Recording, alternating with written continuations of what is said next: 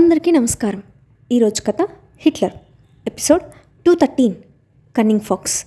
ఇక స్టోరీలోకి వెళ్తే విరాట్ బిహేవియర్ అనుమానాస్పదంగా అనిపించడంతో అతని భార్య పేరు చెప్పమని అడిగాడు రక్షిత్. అప్పటి వరకు కావ్యని తన భార్య అనుకుంటున్న విరాట్ ఆ మాటకి ఏమని సమాధానం చెప్పాలో తెలియక సైలెంట్ అయిపోయాడు. ఆపరేషన్ తర్వాత అతని మెదడు మొత్తం ఖాళీగా ఉండటంతో ఎంత ప్రయత్నించినా ఆమె పేరు చెప్పలేకపోయాడు. అది చూసిన రక్షిత్, ఒకప్పుడు నా నోటి నుండి హాస్ని పేరెత్తించడమే ఇరిటేట్ అయిపోయిన విరాట్ ఆమె గురించి ప్రస్తావించినా కూడా మౌనంగా ఉన్నప్పుడే నాకు అనుమానం వచ్చింది. ఇప్పుడు అది నిజమేనని తేలిపోయింది. ఇప్పుడు కదా నా మనసు శాంతించేది. హాస్ని కోసం నాతోనే గొడవ పడ్డారు. నా మీద 2 సార్లు డ్రగ్ అటాక్ చేశారు. ఈ విషయం తెలిస్తే ఆ పిచ్చిది ఏమవుతుందో అని లోపలే మనసులో నవ్వుకుంటూ, నిజం చెప్పు, నీకు ఏమీ గుర్తుకు లేదు కదా? ఆపరేషన్ తర్వాత నువ్వు మెమరీ లాస్ అయ్యావు కదా అని సూటిగా ప్రశ్నించాడు రక్షిత్. ఆ ప్రశ్నకు అతని వైపు షాకింగ్గా చూస్తూ, అవును, నాకు స్పృహ వచ్చిన దగ్గర నుండి ఏమీ గుర్తుకులేదు, అంతా బ్లాంక్గా ఉంది. కానీ ఇప్పటి వరకు డైరెక్ట్గా ఈ విషయాన్ని ఎవరూ కనిపెట్టలేదు. అలాంటిది నీకెలా తెలిసింది అని ఆశ్చర్యంగా అడిగాడు విరాట్. ఇక్కడున్నది రక్షిత్, ఆ మాత్రం తెలుసుకోలేనా? నేను వచ్చిన దగ్గర నుండి నీ బిహేవియర్ అబ్జర్వ్ చేస్తూనే ఉన్నాను. ఒకప్పుడు ఏ విషయాల్లో అయితే నువ్వు ఓవర్ కేరింగ్గా ఉండేవో ఇప్పుడు వాటిని పూర్తిగా మర్చిపోయావు. అందుకే నా నోట్ల నుండి వాళ్ళ పేరు వచ్చినా కూడా నీ నుండి ఎలాంటి రియాక్షన్ లేదు. అక్కడే నాకు అనుమానం వచ్చింది. చీకట్లో రాయి వేశాను, కరెక్ట్గా తగిలింది. నువ్వు ఓపెన్ అయిపోయావు అని గొప్పగా చెప్పాడు రక్షిత్. మాటలతో కావ్య తన భార్య కాదని నిర్ధారించుకున్న విరాట్ అతని వైపు సూటిగా చూస్తూ, నిజమే, ష్యూర్ రైట్. నేను ఎవరికీ తెలియకుండా హైడ్ చేసిన సీక్రెట్ బాగానే గెస్ చేశావు. ఇంతకీ నా వైఫ్ పేరేంటి అని అడిగాడు.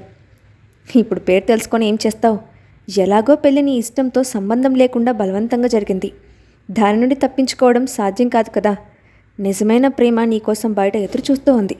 నీ అంతటా నువ్వే నిజాలు తెలుసుకో, అదే అందరికీ మంచిది అని అర్థమయ్యి కాకుండా చెప్పి కన్నింగా నవ్వుతూ అక్కడి నుండి బయటకు వచ్చేశాడు రక్షిత్. ఆ క్షణం అతని మనసు ఆనందంతో ఉరుకులు వేసింది. విరాట్కి అసలు నిజం చెప్పకుండా కన్ఫ్యూజ్ చేయడం, అతని ఆలోచనలన్నీ డైవర్ట్ చేయడం వలన కావ్య, హాస్ని ఇద్దరిలో ఎవరో తనని ఇష్టపడి వ్యక్తో తెలియక విరాట్ మరింత టెన్షన్ పడతాడని, కనీసం అప్పుడైనా వాళ్ళ వల్ల తాను అనుభవించిన బాధకి ఉపశమనం లభిస్తుందని అనుకున్నాడు. అతను అనుకున్నట్లుగానే విరాట్ ఆలోచనలో పడ్డాడు. తన భార్యను ఇష్టం లేకుండా పెళ్లి చేసుకున్నట్టు, కావ్యను ప్రేమిస్తున్నట్టు భ్రమపడ్డాడు. అది మాత్రమే కాకుండా తను హాస్పిటల్లో అడ్మిట్ అయిన దగ్గర నుండి ఇప్పటి వరకు ఆమె అంటే భార్య తనను చూడడానికి కూడా రాకపోవడం, కావ్య తనను దగ్గరుండి చూసుకోవడం అతనిలో పలు రకాల అనుమానాలను రేకెత్తించాయి. దాంతో తన భార్యతో తనకు సాన్నిహిత్యం లేదని, ఇప్పటికీ తన మనసులో కావ్య మాత్రమే ఉందని తేల్చేసుకున్నాడు. కానీ ఆ నిర్ణయం ఎందుకో అతనికి నచ్చలేదు. ఒక్కసారిగా అతనికి పింక్ డైమండ్ ఉంగరం గుర్తొచ్చి మనసంతా బాధగా మారిపోయింది. అలా ఎందుకు అవుతూ ఉందో అతనికి అర్థం కాలేదు. అతని మెదడు కావ్య నిజమని చెప్తూ ఉంటే మనసు మరొకరిని సూచిస్తోంది. ప్రస్తుత పరిస్థితుల్లో దేన్ని అంగీకరించలేక కళ్ళ ముందు కనిపిస్తున్న వ్యక్తుల మాట ఇంకా ప్రవర్తనలు గమనిస్తూ ఒక అంచనాకి రావడానికి ప్రయత్నిస్తున్నాడు విరాట్. విరాట్తో మాట్లాడి బయటకు వచ్చిన రక్షిత్ తన కోసం ఎదురు చూస్తున్న హాస్ని చూసి కూడా పట్టించుకోకుండా తన కారు దగ్గరికి వెళ్ళిపోయాడు. అతను వెళ్ళిపోతున్నాడని గమనించిన హాస్ని కంగారుగా తన దగ్గరికి వెళ్ళి, విరాట్ గారికి ఎలా ఉంది? మీతో మాట్లాడారా? నా గురించి అడిగారా? నాకెప్పుడు కాల్ చేస్తా అన్నారు అని వరుసగా ప్రశ్నలు సంధించింది. ఈ ప్రశ్నలన్నిటికీ సమాధానం చెప్పే ఓపిక నాకు లేదు. ఈరోజు నా మూడ్ చాలా బాగుంది కాబట్టి నీకు ఒకే ఒక మాట చెప్తా, జాగ్రత్తగా విను. విరాట్ నెక్స్ట్ వీక్ డిశ్చార్జ్ అవుతున్నాడు. అప్పటి వరకు నిన్ను వెయిట్ చేయమన్నారు. ఇప్పటికింతే, నాకు చిన్న పని ఉంది, వెళ్తున్నాను అని ఆమె చూస్తుండగానే కారులో వెళ్ళిపోయాడు.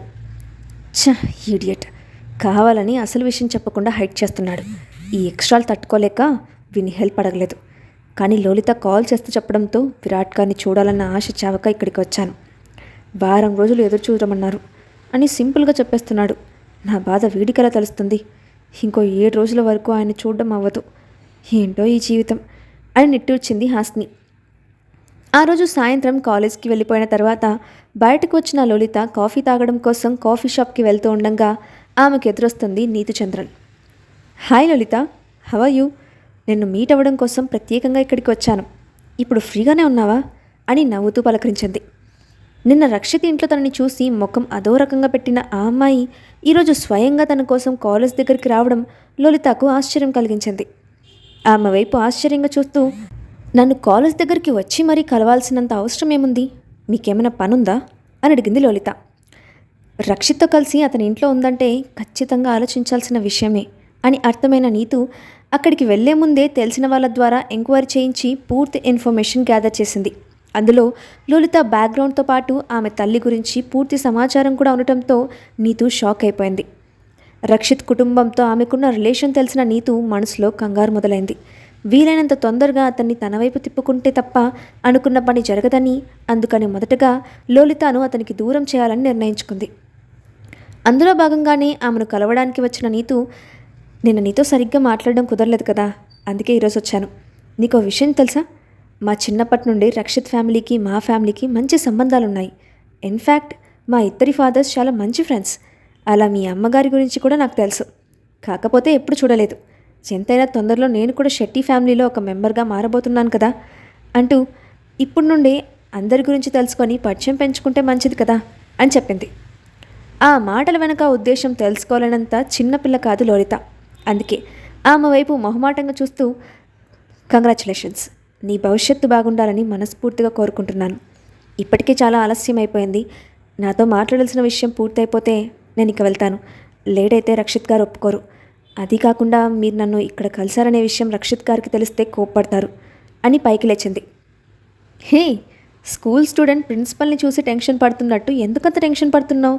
కాస్త లేట్ అయితే ఏమవుతుంది అని అడుగుతుండగానే లోలిత మొబైల్ రింగ్ అయింది. డిస్ప్లేలో రక్షిత్ పేరు చూసి కంగారు పడుతూ కాల్ లిఫ్ట్ చేసిన ఆమెతో, కాలేజ్ వదిలి ఇంతసేపు అయినా ఎందుకు రాలేదు? ఎక్కడున్నావు అని సీరియస్గా అడిగాడు రక్షిత్. అది క్లాస్లో ఉన్నాను, కాసేపట్లో వచ్చేస్తాను అని చెప్తూ కాఫీ షాప్ నుండి బయటకు వచ్చిన ఆమెకు ఎంట్రన్స్లోనే కోపంగా నిల్చున్న రక్షిత్ కనిపిస్తాడు. అతన్ని చూసి షాక్ అయిన లోలిత కంగారుగా దగ్గరికి వెళ్ళి, మీరు వచ్చి ఎంతసేపు అయింది? కాసేపట్లో నేను వచ్చేస్తాను కదా, మీరు ప్రత్యేకంగా రావడం ఎందుకు అని భయంగా అడిగింది.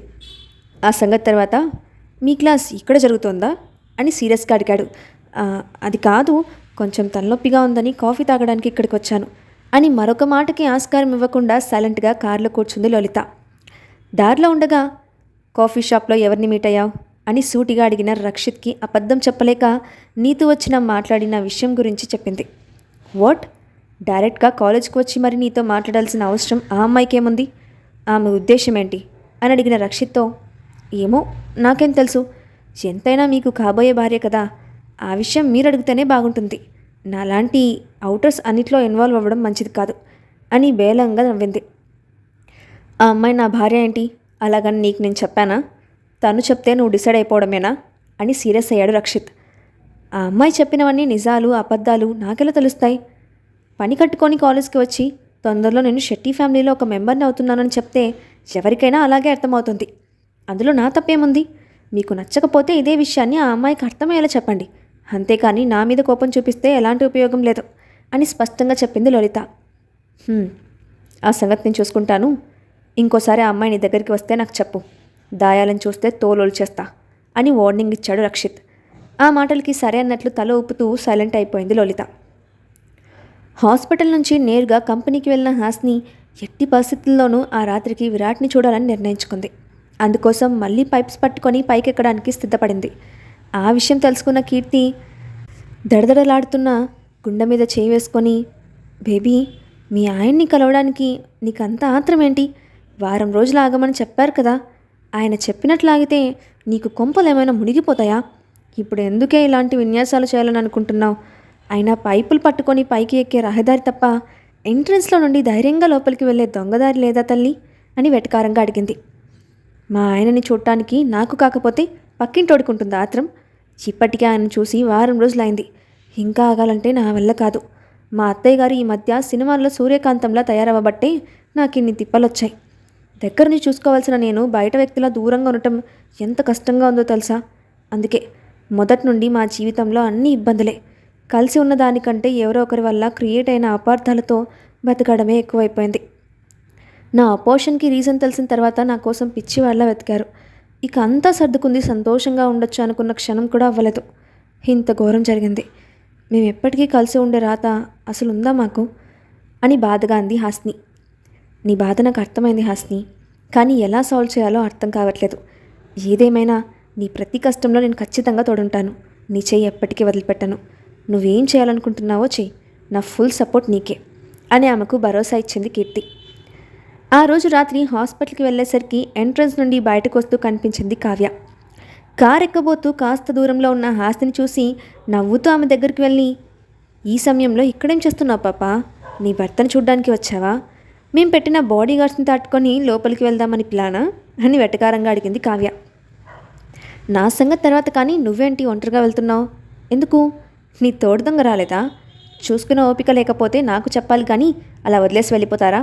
కొంచెం కూడా జాగ్రత్త ఉండక్కర్లేదు. అర్ధరాత్రి విరాట్ గారికి ఏమైనా జరిగితే ఎవరిది రెస్పాన్సిబిలిటీ అని తీవ్రమైన స్వరంతో అడిగింది హాస్ని.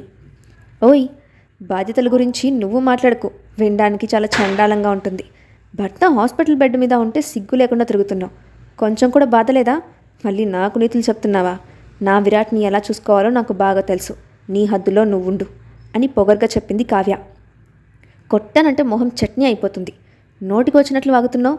ఒళ్ళు దగ్గర పెట్టుకో. సిగ్గుండాల్సింది నీకు, నాకు కాదు. ఆయన నాకు తాళి కట్టిన భర్త. ఆయన మీద అన్ని హక్కులు కేవలం నాకు మాత్రమే ఉన్నాయి.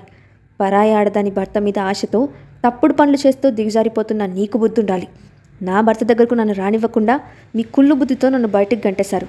మనుషుల్ని పెట్టి లోపలికి రానివ్వకుండా కాపలా కాస్తున్నారు. ఇప్పుడు ఏ ముఖం పెట్టుకొని నన్ను నిలదీస్తున్నావు? అయినా నీలాంటి చిల్లర మనుషులను అక్కడ ఉంచినందుకు మా అత్తగారిని అనాలి. కుక్కను తీసుకెళ్లి సింహాసనం మీద కూర్చోబెట్టింది. ఏదో ఒకరోజు అనుభవిస్తుంది అని ఆవేశంగా అంది హాస్ని. ఆమె మాటలకి కోపం వచ్చిన కావ్య, ఎవరు ఏంటనేది త్వరలోనే తెలుస్తుంది.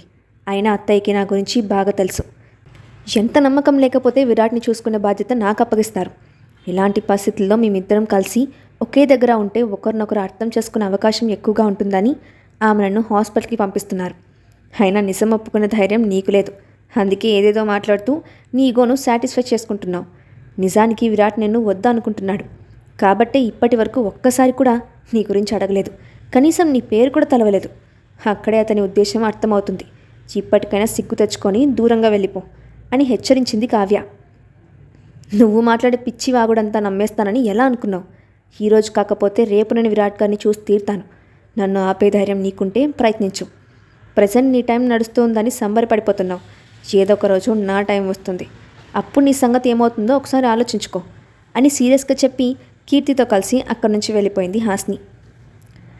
మరుసటి రోజు ఉదయాన్నే కీర్తితో కలిసి హాస్పిటల్కి వచ్చిన హాస్ని ఎప్పటిలానే విరాట్ గది బాల్కనీ ఉన్న వైపు వెళ్ళేసరికి వెనక నుండి విరాట్ను హక్ చేసుకున్న కావ్య కనిపించింది. ఆ దృశ్యం చూసిన హాస్ని పరిస్థితి ఏంటి? విరాట్ కావ్య విషయంలో ఎలా రియాక్ట్ అవుతాడు? ఎవరు ఏంటి అనేది ఇలా ఎప్పటికీ తెలుసుకుంటాడు? ఇప్పుడు హాస్ని ఎలా రియాక్ట్ అవుతుంది? నెక్స్ట్ పార్ట్లో చూద్దాం. Thanks for watching.